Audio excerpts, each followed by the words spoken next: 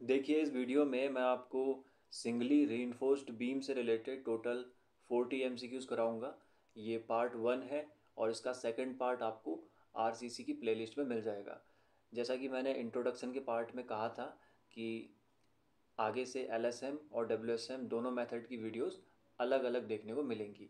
तो यहाँ पे सिंगली रीइंफोर्स्ड बीम के जो क्वेश्चन हैं वो एलएसएम से लिए गए हैं, यानी लिमिट स्टेट मेथड से लिए गए हैं। इसी तरह से डब्ल्यूएसएम की जो वीडियो होगी वो आपको अलग देखने को मिलेगी। पहला सवाल, for limit state of collapse the partial safety factors recommended by IS 456-2000 for estimating the design strength of concrete and reinforcing steel are respectively. कुल मिला के आपसे पार्शियल सेफ्टी फैक्टर पूछ रहा है कंक्रीट और स्टील के लिए रेस्पेक्टिवली। तो कंक्रीट के लिए होता है 1.5 और स्टील के लिए होता है 1.15। ये आप देख सकते हैं कोड में क्लॉज नंबर 36.4.2.1 में साफ साफ मेंशन है कि कंक्रीट के लिए 1.5 लिया जाएगा और स्टील के लिए 1.15। कहाँ पर? लिमिट स्टेट ऑफ कोलैप्स में। As per IS 456-2000, the relationship between modulus of rupture and characteristic cube compressive strength of concrete FCK is given by। तो इनके बीच जो रिलेशन होता है वो आपको दिखेगा ऑप्शन ए में। FCR बराबर होता है 0.7 रूट FCK। एम्पेरिकल फार्मूला है, यानी कि एक्सपीरियंस के आधार पर बनाया गया है। दूसरी चीज़ यहाँ पर यह है कि मॉडुलस ऑफ रप्चर को फ्लेक्सुरल टेंसाइल स्ट्रेंथ या कि फिर टेंसाइल स्ट्रेंथ इन बेंडिंग के नाम से भी जानते हैं।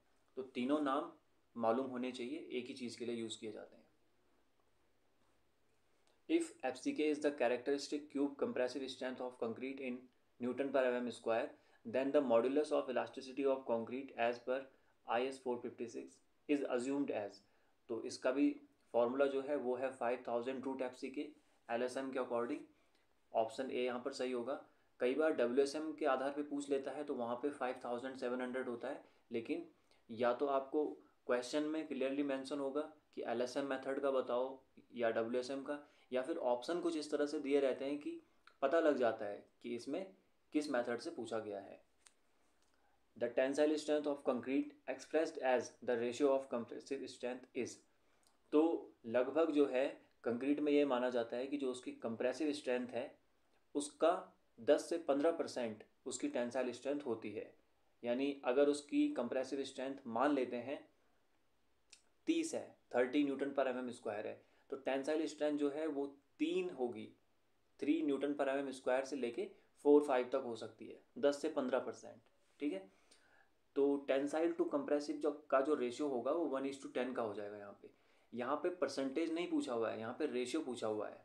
ठीक है, तो 1/10 होगा जो एक्चुअली 10% होता है। सी ऑप्शन में 1/15 लिखा हुआ है जो कि 6.67% हो रहा है। ठीक है, तो वो पूरी तरह से गलत है, उसको आप 15% मत समझना। जैसे 1/20 को 5% कह सकते हैं हम, 1/25 को 4% कह सकते हैं, ठीक उसी तरह से 1/15 को 6.67% कह सकते हैं। तो 1/10 is correct answer. Partial safety factor for the material considered for concrete is 1.5, option C. As per IS 456-2000, the flexural strength of concrete in Newton per mm square for the characteristic cube compressive strength of 25 Newton per mm square will be। यानी हमें characteristic compressive strength दे रखी है FCK 25 और flexural पूछी हुई है, तो formula लगा लेंगे। FCK बराबर FCR बराबर जो होता है 0.7 रूट FCK बताया गया था, तो FCK 25 रखेंगे, रूट आएगा उसका 5, 5 × 7 हो जाएगा 3.5। ठीक है, तो FCR यानी फ्लेक्सुरल टेंसाइल स्ट्रेंथ हो जाएगी 3.5। What is the unit for the standard deviation in concrete mix design. तो स्टैंडर्ड डेविएशन का कॉन्सेप्ट आता है जब हम टारगेट मीन स्ट्रेंथ पढ़ते हैं कैरेक्टरिस्टिक स्ट्रेंथ के रेस्पेक्ट में, या फिर एवरेज लोड का फॉर्मूला देखते हैं कैरेक्टरिस्टिक लोड के रेस्पेक्ट में। दोनों ही फार्मूला में स्टैंडर्ड डेविएशन आता है और इसकी जो यूनिट होती है वो वही होती है जो स्ट्रेस की होती है या जो स्ट्रेंथ की होती है, न्यूटन पर M M square, mega pascal भी बोल सकते हैं। The relation between the effective modulus ECE, short term static modulus EC and creep coefficient theta of concrete is given by. तो ये रिलेशन होता है ई सी ई बराबर ई सी अपॉन 1 + थीटा। ई सी ई और ई सी में क्या फ़र्क है, एक शॉर्ट टर्म है और एक है इफ़ेक्टिव, जो बाद में टाइम के साथ देखा जा रहा है, जिसमें क्रीप कोफिशिएंट को कंसीडर किया जा रहा है। तो ई सी जो है वो ई सी अपॉन 1 + थीटा होता है, जिसमें जो थीटा है ये होता है क्रीप कोफिशिएंट। और इस क्रीप कोफिशिएंट को निकालने के लिए हम क्या करते हैं, अल्टीमेट स्ट्रेन को इलास्टिक स्ट्रेन से डिवाइड करते हैं। अब अल्टीमेट स्ट्रेन तो कांस्टेंट रहेगी जो मैक्सिमम है, लेकिन इलास्टिक स्ट्रेन जो है ये टाइम के साथ चेंज होती है। तो अलग अलग टाइम पे अलग अलग स्ट्रेन होने की वजह से थीटा की वैल्यू वेरी करती है। जैसे फॉर एग्जांपल थीटा की वैल्यू 7 दिन में देखेंगे तो 2.2 आती है, 28 दिन में 1.6 हो जाती है, और फिर एक साल में 1.1 हो जाती है। और होगी ही, क्योंकि ऊपर वाली वैल्यू तो कांस्टेंट है और नीचे वाली वैल्यू जो है वो समय के साथ बढ़ रही है। तो नीचे वाली वैल्यू बढ़ेगी तो ओवरऑल वैल्यू कम होगी। ठीक है। बाकी ये बहुत इंपॉर्टेंट स्लाइड इस टाइम पे आप देख रहे हैं, ये फार्मूला भी पूछा जाता है और रेशियो भी पूछा जाता है, और ये तो खैर पूछा ही जाता है ना कि बताओ इतने दिन पे कितनी होगी। Flexural strength of concrete is determined as, तो कुछ नहीं है यहाँ पे, उसका दूसरा नाम पूछा गया है। तो मॉड्यूलस ऑफ रप्चर भी बताया था और टेंसाइल स्ट्रेंथ इन बेंडिंग भी बताया था। तो ऑप्शन बी यहाँ पे सही होगा। और बेंडिंग इसलिए बोला जा रहा है क्योंकि फ्लेक्सर का मतलब ही बेंडिंग होता है, इसलिए हम बोल देते हैं कि टेंसाइल स्ट्रेंथ इन बेंडिंग या flexural tensile strength, all are same. If E C बराबर ए रूट एफ सी की वैल्यू ऑफ ए इज़, अब ये मॉडुलस इलास्टिक मॉडुलस का फॉर्मूला है जो या तो 5000 रूट एफ सी के होता है या 5700। पुराना जो कोड हम यूज़ करते थे डब्ल्यू एस एम वाला, उसमें 5700 होता था। ठीक है। अब क्योंकि यहाँ पे 5000 ऑप्शन में नहीं है तो हम इसी को सही मान के चलेंगे। Which of the following shown the correct expression for target mean strength, F M होगा यहाँ पे, चलो F M F C M लिखा हुआ है, of concrete if the characteristic strength and standard deviation is given by F C K and sigma respectively.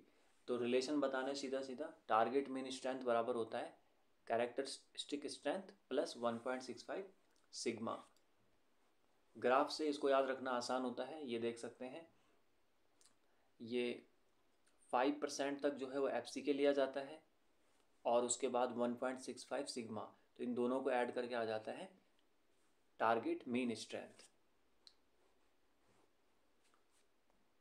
What is the target mean strength in newton पर M M square of the M30 grade concrete if the standard deviation is 5। अब एक छोटा सा numerical दे दिया, M30 grade का concrete है तो इसका एफ सी के हो जाएगा 30, और फॉर्मूला में अप्लाई कर देंगे, एफ सी के की जगह 30 रखेंगे, सिग्मा 5 दे रखा है, सॉल्व करेंगे 38.25 न्यूटन पर एम एम स्क्वायर आ जाएगी टारगेट मीन स्ट्रेंथ।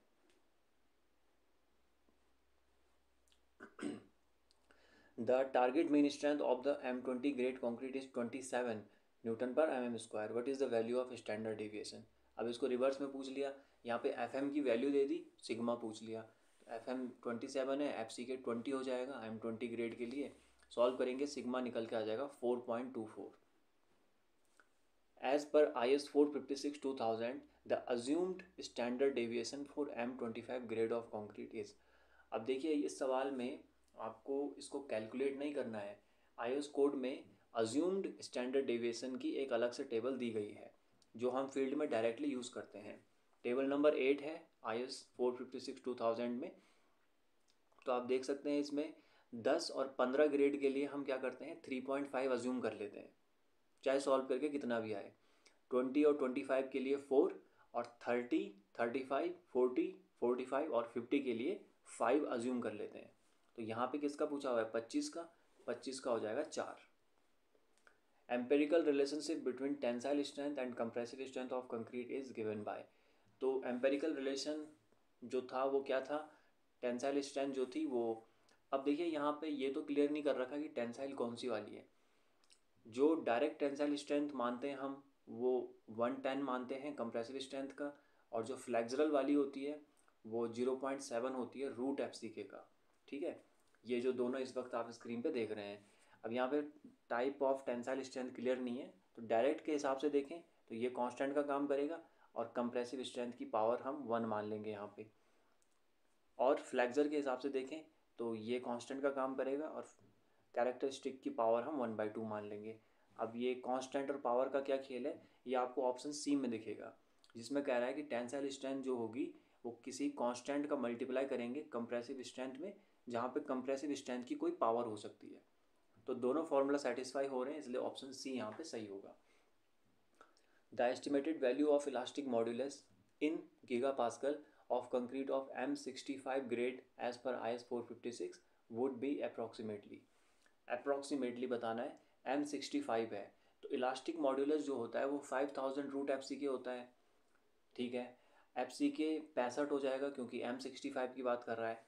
ये भी कह रहा है कि अप्रॉक्सीमेटली बताओ, तो 65 को मान लेंगे 64, क्योंकि इसका रूट मिल जाता है हमको 8, 8 पंजे 40, तो 40,000 मेगा पास्कल आएगा पहले तो, यानी न्यूटन पर mm² आएगा। आंसर हमें गीगा पास्कल में बताना है, तो मेगा 10⁻6 से बनता है, गीगा के लिए 10⁻9 लगती हैं, यानी 3 जीरो और हटा दीजिए, मेगा का गीगा बन जाएगा। तो ऑप्शन ए यहाँ पर सही हो जाएगा। The modulus of rupture of concrete gives, क्या देता है मॉड्यूलस ऑफ रप्चर? तो इसमें कौन सी स्ट्रेंथ आती है? टेंसाइल स्ट्रेंथ तो आती है लेकिन बेंडिंग वाली आती है,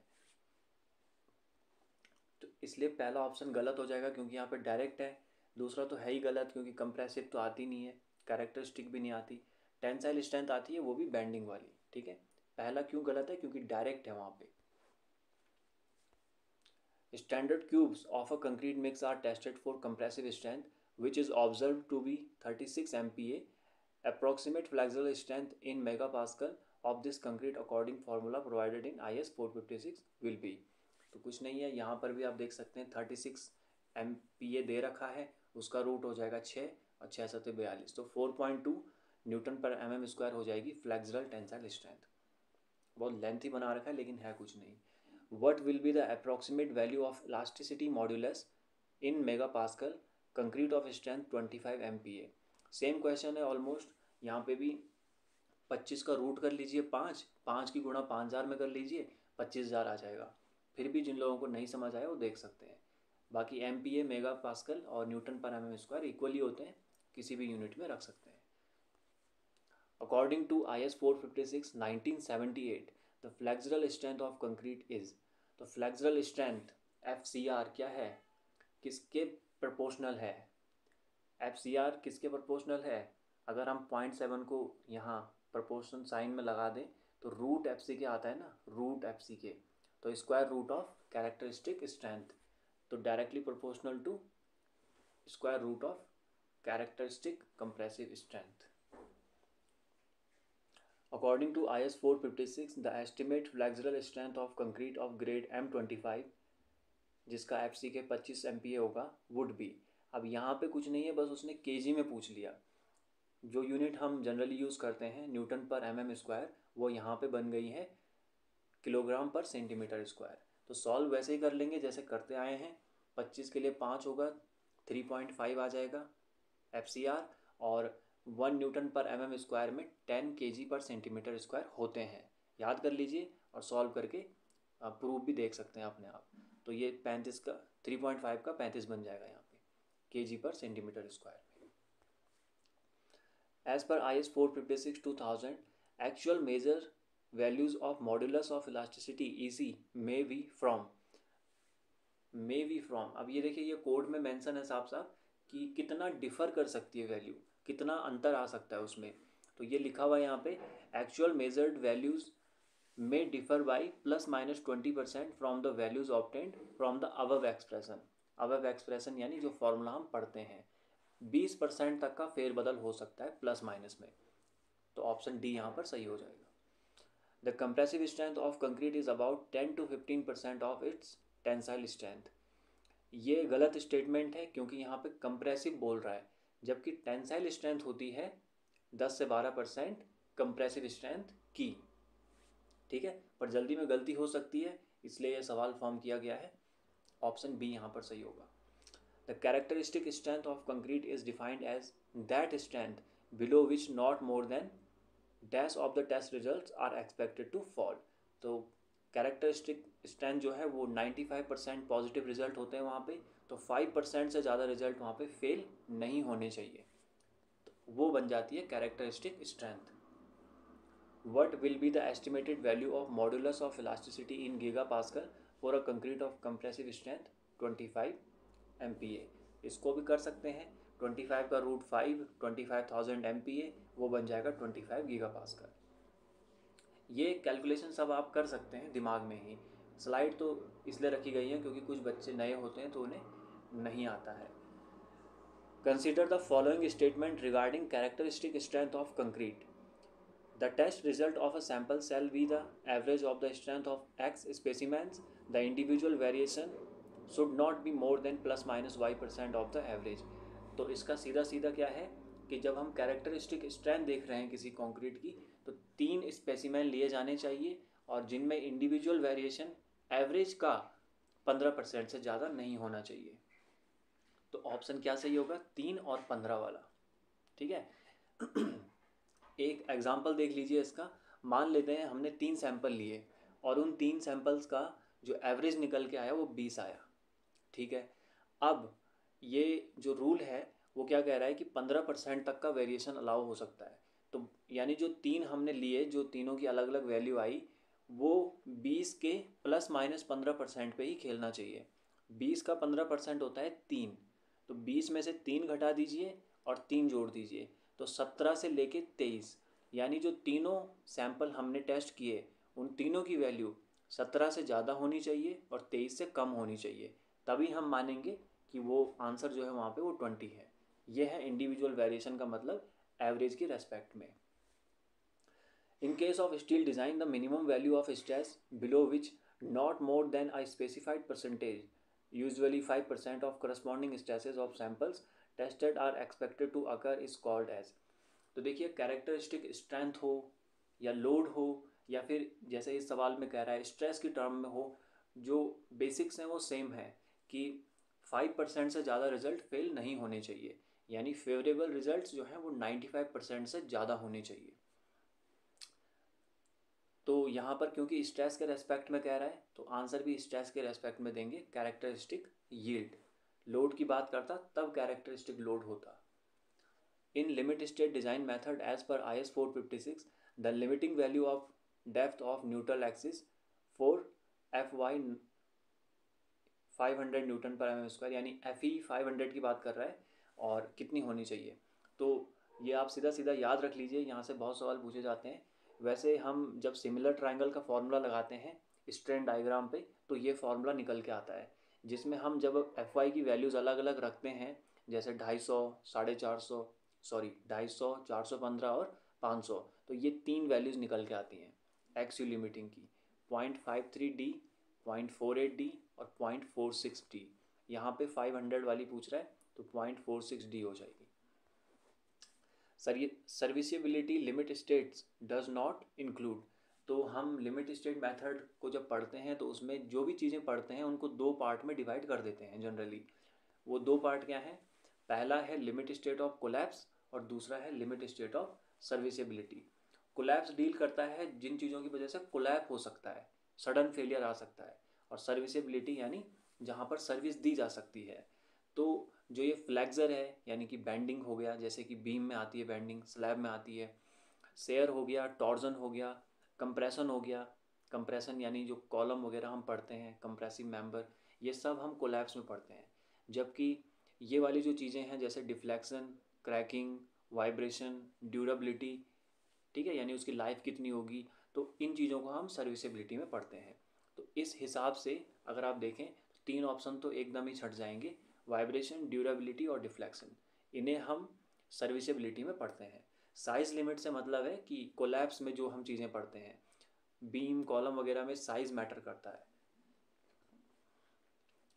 standard deviation is proportional to. तो स्टैंडर्ड डेविएशन बढ़ाएंगे तो टारगेट मीन स्ट्रेंथ बढ़ेगी, घटाएंगे तो कम होगी. सीधा फॉर्मूला तो यही है, क्योंकि प्लस आता है साइन में, तो मीन स्ट्रेंथ यानी टारगेट मीन स्ट्रेंथ यहाँ पे आंसर हो जाएगा. The limiting depth of neutral axis for a beam having effective depth of 400 mm with Fe 250 grade steel is. अब यहाँ पे इफेक्टिव डेप्थ दे दी है और ग्रेड भी दे दिया है. ग्रेड दे दिया है यानी कि 0.53 डी यूज़ करेंगे और डी की जगह 400 रख देंगे, ठीक है। तो ये रहा सॉल्यूशन, सॉल्व करके आ जाएगा 212 mm। फॉर्मूला वही है जो आपको अभी समझाया था। According to IS 456/2000 the maximum strain in concrete at the outermost compression fibre is taken as. अब यहाँ पे जो है वो बेंडिंग में पूछ रहा है। ऑप्शन को अगर आप ध्यान से देखेंगे तो बेंडिंग के लिए जो वैल्यू होती है वो होती है 0.0035, ठीक है। ये जब हम लिमिट स्टेट ऑफ कोलैप्स में फ्लैक्सर वाला पढ़ते हैं यानी बेंडिंग वाला पोर्शन पढ़ते हैं तो उसमें ये अजम्पशन होता है कि मैक्सिमम स्ट्रेन कंक्रीट में जो कंप्रेशन फाइबर के आउटर मोस्ट पोर्शन पे आएगी उसको हम कितना लेंगे 0.0035।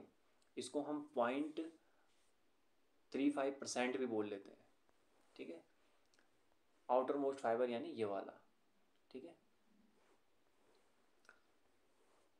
The maximum strain in the tension reinforcement in the section at failure shall not be less than. अब टेंसाइल reinforcement में पूछ रहा है, जैसे अभी ऊपर पूछ रहा था अब नीचे पूछ रहा है। अभी बात कर रहा था इधर की कंप्रेशन में, अब बात कर रहा है टेंशन में जहाँ पे टेंसाइल reinforcement लगी होती है। तो यहाँ पे जो स्ट्रेन है उसकी वैल्यू इस चीज़ से ज़्यादा होनी चाहिए या इसके बराबर हो, लेकिन इससे कम नहीं होनी चाहिए। 0.87 FY/ES प्लस 0.002। और इसको एक और तरीके से भी लिखते हैं, यहाँ पे जो 0.87 है वो एक्चुअली 1 को 1.15 से डिवाइड करके आता है, यानी स्टील में जब हम फैक्टर ऑफ सेफ्टी अप्लाई करते हैं, ये स्टील का पार्शियल सेफ्टी फैक्टर होता है, तो इसको सॉल्व करके 0.87 आ जाता है। तो जब इस फॉर्म में लिखेंगे तब हम लिखेंगे FY/1.15 या फिर जैसा यहाँ पे लिख रखा है, बाकी प्लस 0.002 तो ऐड होगा ही खैर। तो आप देख सकते हैं ऑप्शन ए में ये फार्मूला दिख जाएगा, इससे कम नहीं होना चाहिए। According to the concept of limit state design as per IS 456/2000 the probability of failure of a structure is. अब प्रोबेबिलिटी ऑफ फेलियर देखने के लिए ये समझना होता है कि फेल होने के चांसेस क्या हैं और पास होने के चांसेस क्या हैं। तो देखिए स्ट्रक्चर फेल हो ये दो क्राइटेरिया पे डिपेंड करता है, स्ट्रेंथ क्राइटेरिया और लोड क्राइटेरिया, दोनों पे बेस्ड होता है, किसी एक पे नहीं होता अकेले। बाकी जो इनका बेसिक कॉन्सेप्ट है वो सेम है कि 95% रिजल्ट पॉजिटिव रहने चाहिए, फेवरेबल होने चाहिए, और मैक्सिमम 5% रिजल्ट ही फेल होने चाहिए, उससे ज़्यादा अलाउ नहीं कर सकते हैं। तो इस क्वेश्चन को करने का जो सबसे सही तरीका है वो ये है कि आप पहले ये देखिए कि स्ट्रक्चर फेल न होने की प्रोबेबिलिटी क्या है। तो स्ट्रक्चर फेल तब नहीं होगा जब वो स्ट्रेंथ में भी पास करेगा और लोड में भी पास करेगा, यानी हम पासिंग परसेंटेज ले लेंगे दोनों का और मल्टीप्लाई करके देख लेंगे, जो आएगा वो आंसर होगा। तो 0.95 और 0.95 की मल्टीप्लाई होगी तो 90.25% चांस है स्ट्रक्चर के फेल न होने के, ठीक है। पर जब हम इसका अच्छा यहीं से अगर आपने ये निकाल दिया कि फेल न होने की प्रोबेबिलिटी क्या है, तो प्रोबेबिलिटी का बेसिक कॉन्सेप्ट यही है कि नहीं की निकाल दिए तो यस की निकाल सकते हैं। तो जितने आया उसको एक में से घटा दीजिए तो ये फिर फेल होने की प्रोबेबिलिटी हो जाएगी। एक में से 90 घटेगा लगभग तो 9.75 आ जाएगा यहाँ पे, ठीक है। एक तरीका तो इसको ये है निकालने का। दूसरा तरीका ये है कि आप ये सब मत करिए जो यहाँ पे कर रखा है इस बॉक्स में, और आप सीधा सीधा क्या करिए फेल होने की प्रोबेबिलिटी निकाल दीजिए। तो फेल होने की प्रोबेबिलिटी कैसे निकलेगी, अगर स्ट्रक्चर स्ट्रेंथ में फेल हो गया और लोड में पास है, एक सेकेंड, स्ट्रक्चर जो है स्ट्रेंथ में फेल हो गया लोड में पास है तब भी वो फेल ही माना जाएगा, या स्ट्रेंथ में पास हो गया लोड में फेल हो गया तब भी फेल माना जाएगा, और दोनों चीज़ों में फेल हो गया तब भी फेल ही माना जाएगा। तो इन तीनों केसेस को जब हम कंसिडर करेंगे तो 0.95 इंटू 0.05 आएगा एक बार, फिर दूसरी बार भी ऐसे आ जाएगा रिवर्स में, पहला यहाँ से आ जाएगा दूसरा यहाँ से, और तीसरा जब दोनों में फेल हो जाए वो यहाँ से आ जाएगा, ठीक है। पास होने की प्रोबेबिलिटी क्या है इंडिविजुअल 0.95, फेल होने की क्या है 0.05। तो इन तीनों का कॉम्बिनेशन देखेंगे और सॉल्व करके आ जाएगा 0.0975 यानी कि 9.75%, जैसे यहाँ पे आया था, ठीक है। तो आप बीच वाला पोर्शन अगर नहीं भी करते हैं तो डायरेक्ट इसको कर सकते हैं, ये एक ऑल्टरनेट है जो आपको सही लगे, जहाँ से ज़्यादा समझ में आए, टाइम दोनों में लगेगा। The limiting value of depth of neutral axis for FY 250 grade of steel based on the assumption is, तो FE 250 में क्या लेते हैं हम 0.53 लेते हैं, न्यूमेरिकल भी किया था। The maximum compressive strain in concrete in axial compression is taken as, अब एक्सियल कंप्रेशन का जो केस है वो हम कंप्रेशन में पढ़ते हैं, जब हम कॉलम वगैरह पढ़ते हैं तो वहाँ पे ये वैल्यू बदल जाती है, ये हो जाती है 0.002। क्लॉज नंबर 38.1 में देख सकते हैं कि लिखा हुआ है the maximum compressive strain in concrete in axial compression is taken as 0.002। ठीक है, तो बेंडिंग में पूछेगा तो 0.0035 और एक्सियल कंप्रेशन में पूछेगा तो 0.002। और अगर दोनों चीज़ों में पूछ ले, जैसे कि the maximum compressive strain at a highly compressed extreme fibre in concrete subjected to axial compression and bending and when there is no tension on the section shall be 0.0035 minus 0.75 times the strain at the least compressed extreme fiber। ये होगा जब दोनों चीज़ें होंगी वहाँ पे, bending भी और कंप्रेशन भी।